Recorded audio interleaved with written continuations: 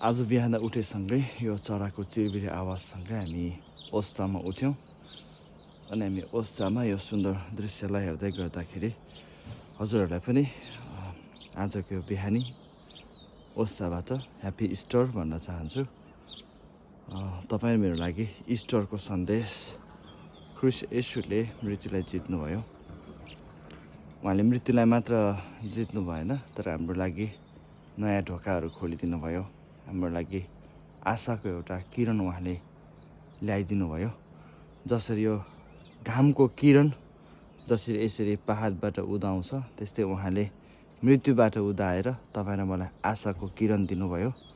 परमेश्वरसँग बिथुलिएको त्यो सम्बन्धलाई फेरि नयाँ गर्नलाई अनि गुमेको अवसरलाई फेरि पाउनलाई, त्यस्तै तपाईँ र मैले पनि ख्रिस्ट येशूलाई अँगालौँ, उहाँलाई स्वीकार गरौँ अनि परमेश्वरसँग भत्केको हाम्रो सम्बन्धहरूलाई उहाँले फेरि बनाउनु हुँदैछ।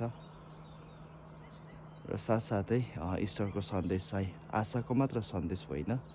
जसरी ख्रिस्ट येशूले मृत्युलाई, पापलाई, सबैलाई जित्नुभयो अनि हामीले पनि पापलाई जित्न सकौँ, हाम्रो कमजोरीहरूमाथि हामी विजय हासिल गर्न सकौँ, नैराश्यताको जीवनबाट आशाको जीवनतिर हामी अगाडि लम्कन सकौँ।